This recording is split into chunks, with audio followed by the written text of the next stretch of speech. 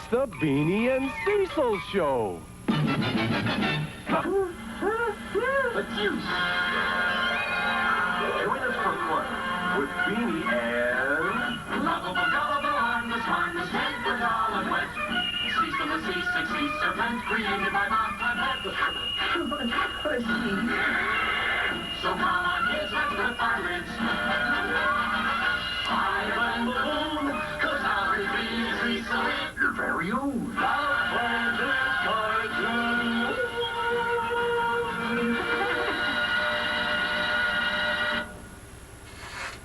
Beanie and Cecil. Many of you who grew up in the 60s probably spent Sunday nights, like me, glued to the set while this series was on, first on ABC and then later in syndication. But what many of you probably don't know is that the creator of Beanie and Cecil got his start at the Warner Brothers cartoon studio, where he created characters like Sylvester and Tweety and helped develop others like Bugs Bunny and Porky Pig. Hi, I'm Timothy Fay, and in this installment of Cartoon Comments, we'll be taking a brief look at the career of one of animation's most admired directors, Bob Clampett. Clampett was born in San Diego in 1913, and young Bob began to show a talent for cartooning early on. By the time Clampett was 12 years old, he was already selling his cartoons to the Los Angeles Examiner. He later attended Otis Art School. In addition to cartooning, Clampett had a fascination for puppetry. As a child, he would create puppet plays for the children in his neighborhood and would often go to see puppet plays and movies. A particularly strong influence on the young Clampett was Willis O'Brien's classic silent film, The Lost World, which is one of the first feature films to employ stop-motion animation. Clampett later would say that his character Cecil the Seasick Sea Serpent was based on one of the dinosaurs in this film. By the time Clampett was a young man, another young animator named Walt Disney had already created a world-famous mouse named Mickey. Since Clampett had an extensive background in creating puppets and dolls, he approached Walt with the idea of a Mickey Mouse doll. Walt bought the idea, but Clampett did not go to work for Walt Disney. Instead, in 1931, he started working at the Warner Brothers studio under the employment of former Disney employees Hugh Harman and Rudolph Ising. There he also met another young animator who would go on to considerable fame, Charles M. Chuck Jones. After Harman and Ising left Warner's in 1933, Clampett and Jones were under the tutelage of Tex Avery. A few years later, Tex Avery would leave and go to work for the MGM studio. In 1937, Clampett was promoted to director, or supervisor, a term coined by Warner's cartoon boss, Leon Schlesinger. As a director, Clampett expanded and developed the personalities of up-and-coming cartoon stars Porky Pig and Bugs Bunny. And in 1942, Clampett introduced a small, naked bird named Tweety to film audiences with that now famous line, You know, I thought I saw a pony. That same year, Clampett directed the first cartoon we're going to see. Eaten on the Cuff was released on August 22nd, 1942, and was the last black and white cartoon Clampett directed for Warner Brothers before they switched to all-color production on their shorts. Let's watch.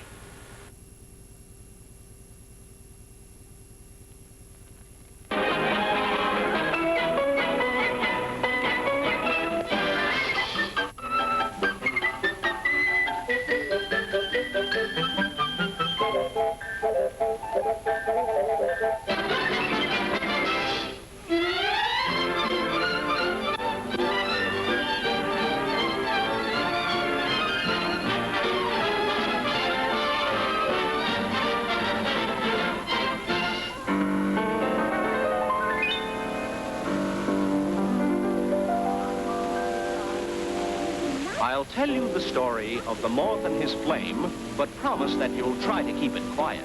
The lady was a honeybee with marriage as her aim, and he lived on a fabricated diet.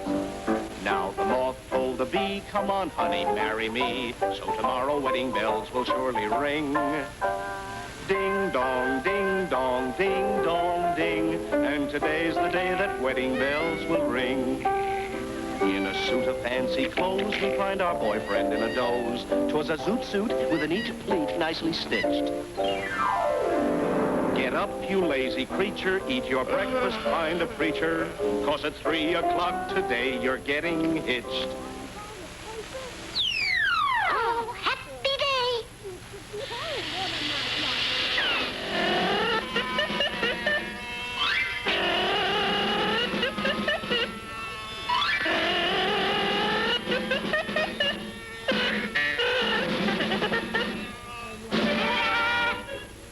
Here comes the groom, straight as a broom, all dirtied up with incense perfume. Bo-do-be-doo, bo-do-be-doo, bo-do-be-doo, and a race for death.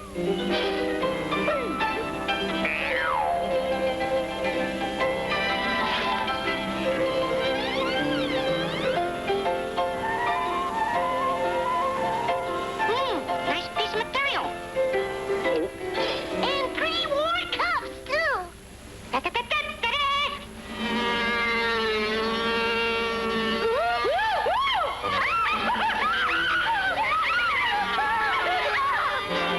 My, oh, my!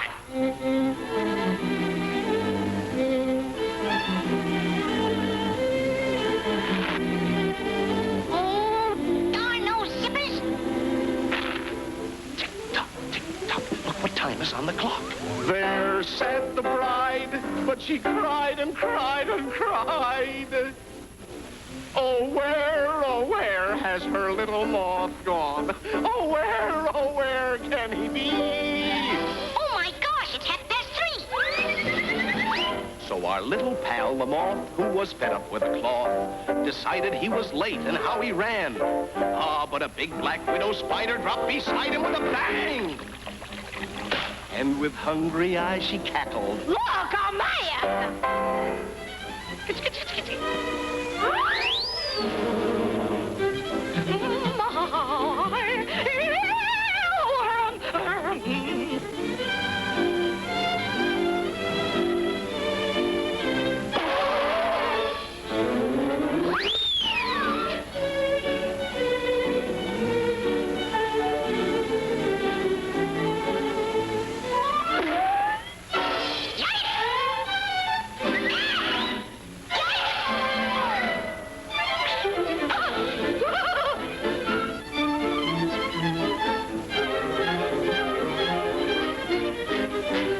Player Jack!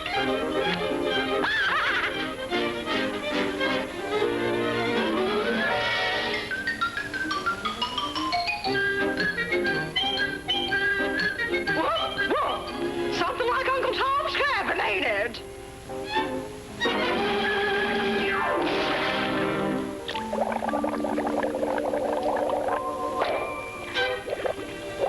But the moth could not be had, and it made the widow mad, just to think there was a man she couldn't tame. I don't want to set the world on fire, but it says the moth's attracted by a flame.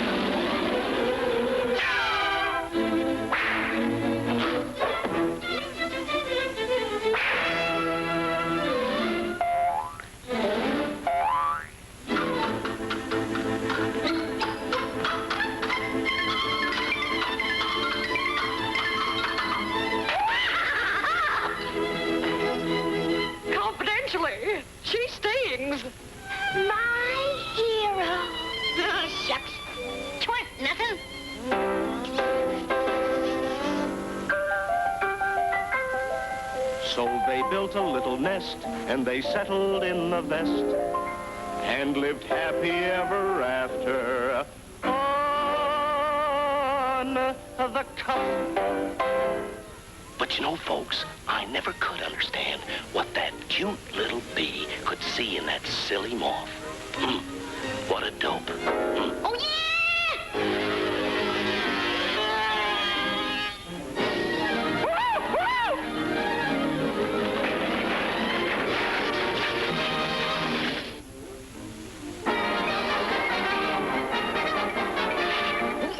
That's all, folks.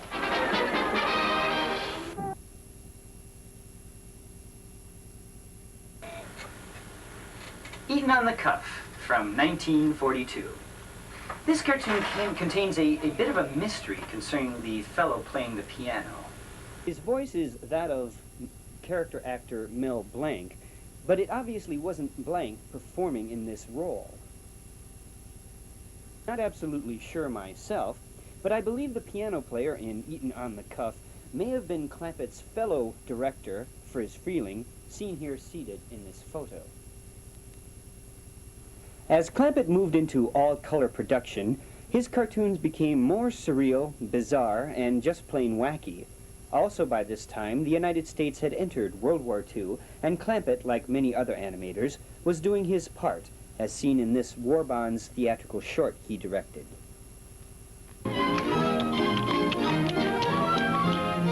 The tall man with a high hat and a whiskers on his chin will soon be knocking at your door, and you ought to be in. The tall man with the high hat will be coming down your way.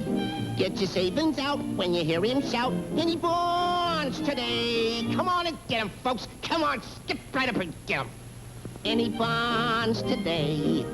Bonds of freedom, that's what I'm selling. Any bonds today? Scrape up the most you can. Here comes the freedom man, asking you to buy your share of freedom today. Many stamps today. Give kiddies. We'll be blessed if we all invest in the USA. Sammy! My Uncle Sammy! Here comes the freedom man. Can't make tomorrow's plan. Not unless you buy a share of freedom today. Any stamps, any bonds today.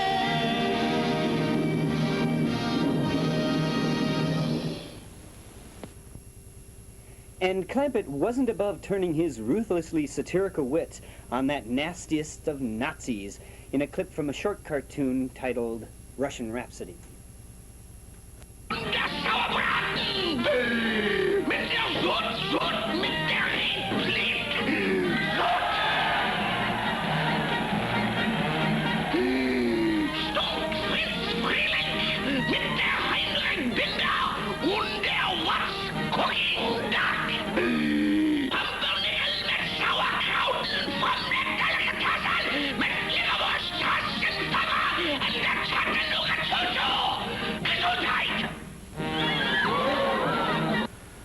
But Clampett's satire found many targets during his career at Warner's. For example, while Disney was attempting to reach new heights of artistic accomplishment with his brash and daring film Fantasia, Clampett found an irresistible target in Disney's pretensions. The result is our next cartoon, released in September of 1943, called A Corny Concerto.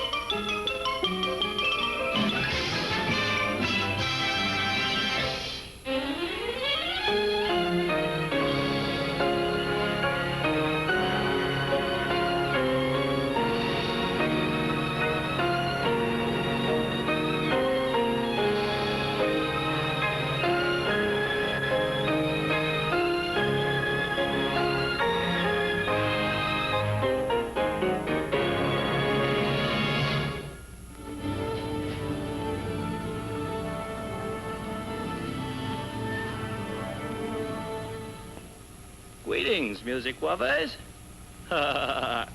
First, we will hear a waltz, written by Johann Strauss. And as we hear the rhythmic strains of the haunting wheat wane, listen to the whip-wing whivum of the woodwinds as it rolls awound and awound, and it comes out here.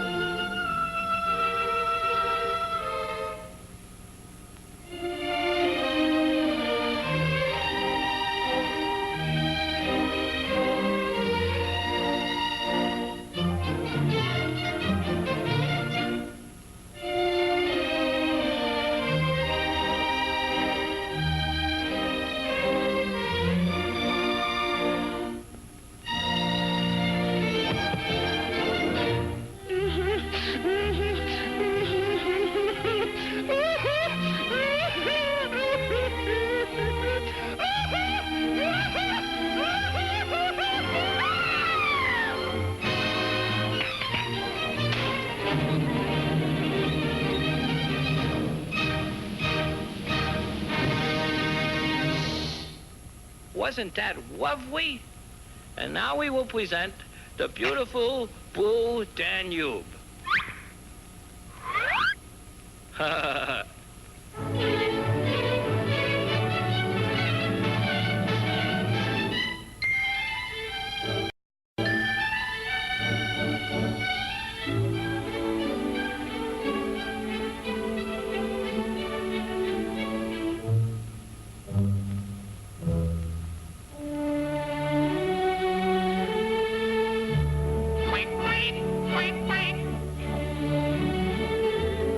quack, quack.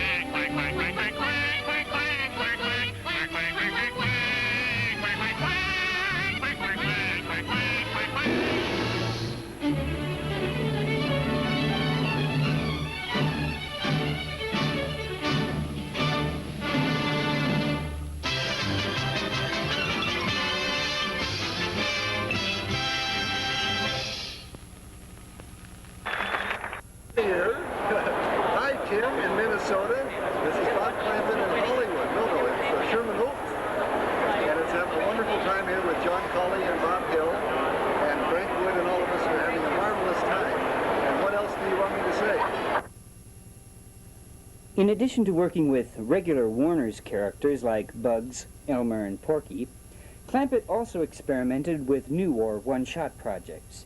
For example, in 1942, Clampett secured the rights to Horton Hatches the Egg from children's author-illustrator Dr. Seuss. This was the first Seuss story to be filmed. And a few years earlier, Clampett undertook a very daring project to film an animated version of Edgar Rice Burroughs' John Carter of Mars series. This was to be the first dramatic animated feature, but sadly, it was never completed. I was trying to do some different things, so I worked with Edgar Rice Burroughs on an idea to animate the Warlord of Mars. Now, this was in 1935 and 1936, and at that time, there hadn't been any realistic animation. Disney hadn't brought out Snow White yet, so it was quite an exciting experiment. But after 16 years of some of the funniest, most innovative cartoons ever to be produced at Warner's, or anywhere else for that matter, Clampett decided to leave the Warner Brothers studio to pursue his personal projects. In the 1950s, he created a puppet series for our Los Angeles TV station KTLA called Time for Beanie. Time for Beanie became so popular that, in 1959, ABC approached Clampett about doing an animated Beanie series for that network. That series, of course, became Beanie and Cecil. But just before going into television, and immediately after he left Warner Brothers, Clampett signed a deal to head an animation studio at Republic Pictures, a studio famous for creating movie serials which gave Roy Rogers and John Wayne their film debuts. The studio opened on a Friday the 13th in 1947, and that seemed to jinx the fledgling studio. Nicknamed the Charlie Horse Studio, it released exactly one cartoon before folding. It's quite a rarity, and is Republic Pictures' only animated cartoon, and you're going to get a chance to see it. It stars Charlie Horse and Hedy Lamarr in It's a Grand Old Nag.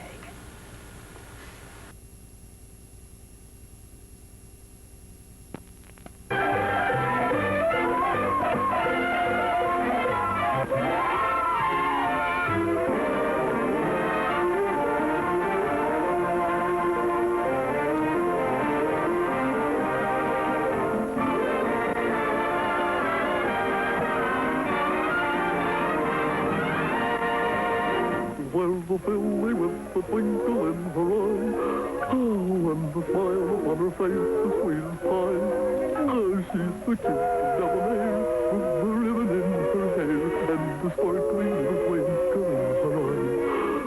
When I see that little twinkle in her eye, oh, I'm a mother befuddled for a guy, a rippy-dippy. Oh, I wish that I were king, and that I should sing my thing to that filly with the twinkle in her eye. Gosh.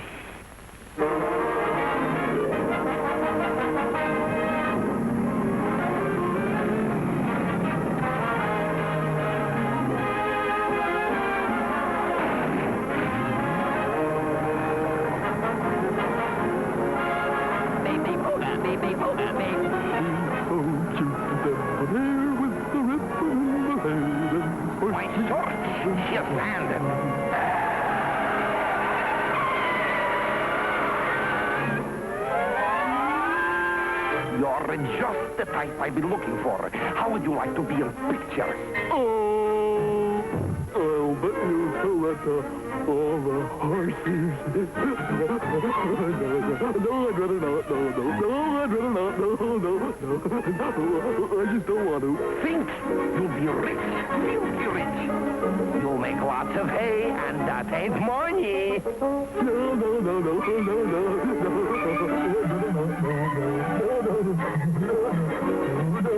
And in addition, you get to play opposite Hedy Lamarr. Hedy Lamarr?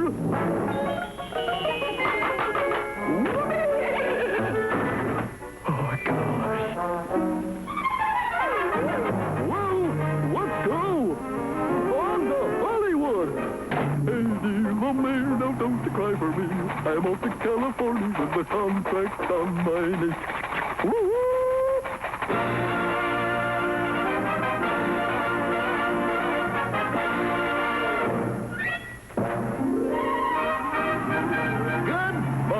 history takes.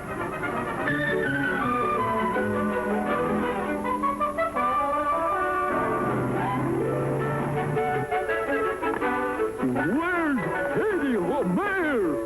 There's a silly with a twinkle in her eye, and the smile upon her face the sweetest pie. A cute debonair with a ribbon in her hair, and a sparkling little twinkle in her eye.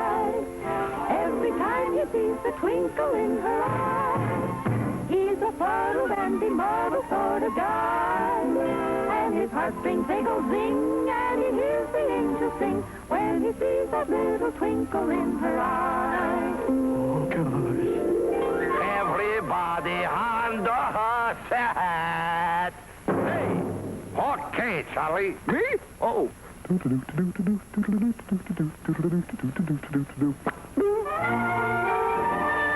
What Harry Cooper got, but I ain't got.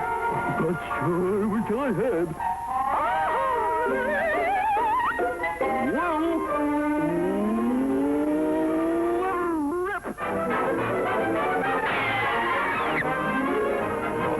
Not yet. Здравствуйте, товарищи. Как здравствуйте, товарищи? Как понимаете? Понимаете просто.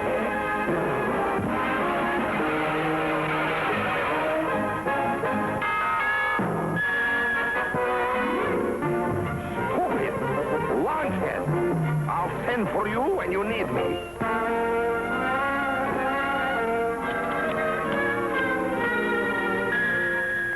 Okay. Everybody, ready for the big leap for life scene. Are you ready, Mr. Van Snoot? Ready? Okie dokie. Action. Camera. God.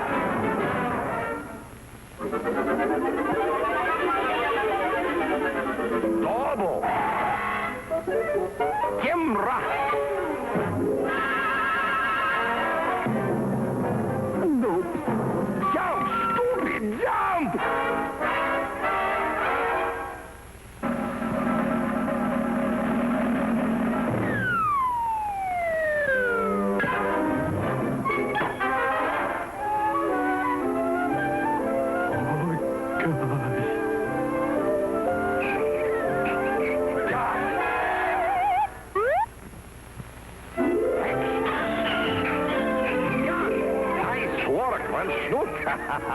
You're a magnificent, stupendous, colossal. In fact, you're almost mediocre.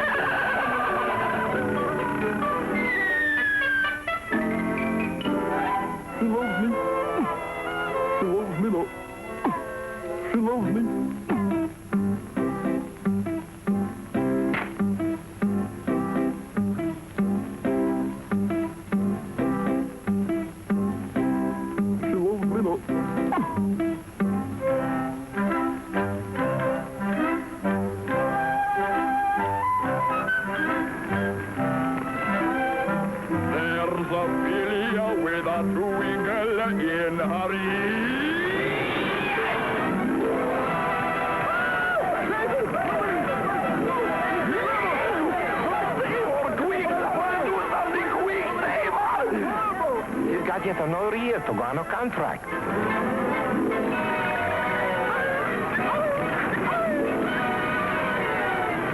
Stand back! Oh, favor! And I will too.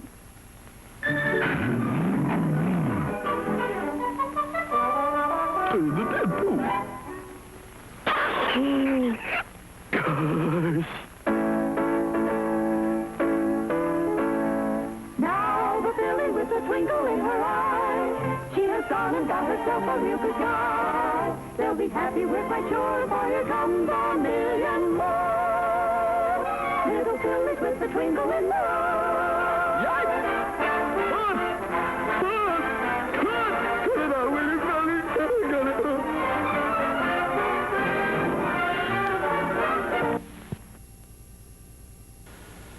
Clampett's Beanie and Cecil series continued on ABC from 1962 to 1964 and for a few more years afterwards in syndication. And after nearly 20 years, Beanie and Cecil has returned in the home video format. During that time, Clampett maintained a small studio in Los Angeles, but he undertook no major animation projects during that time. He did mention to me once that Beanie and Cecil had never actually gone off the air and was always playing somewhere in several foreign countries.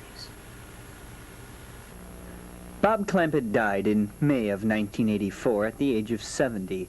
His wife, Sodie Clampett, once recalled that Bob and many of his colleagues were always amazed at the popularity of their cartoons. Not only the fact that people were still laughing at them 40 or more years after they were produced, but that they were still laughing in the same places. And while the man is no longer with us, he will be remembered as long as there are animated cartoons and people to watch and enjoy them. I hope you've enjoyed this all-too-brief retrospective of the career of Bob Clampett. If you want to find out more about Clampett or about animation in general, I recommend the following publications: Get Animated Update and Animato. Get Animated Update is a monthly newsletter that emphasizes current happenings in the animation industry in the U.S. and around the world. For more info, write to Get Animated, P.O. Box 1582, Burbank, California 91507. Animato is a quarterly fanzine with an accent on feature articles, reviews, and columns dealing with the animated cartoon, past and present, foreign and domestic. Their address is P.O. Box 1240, Cambridge, Massachusetts 02238.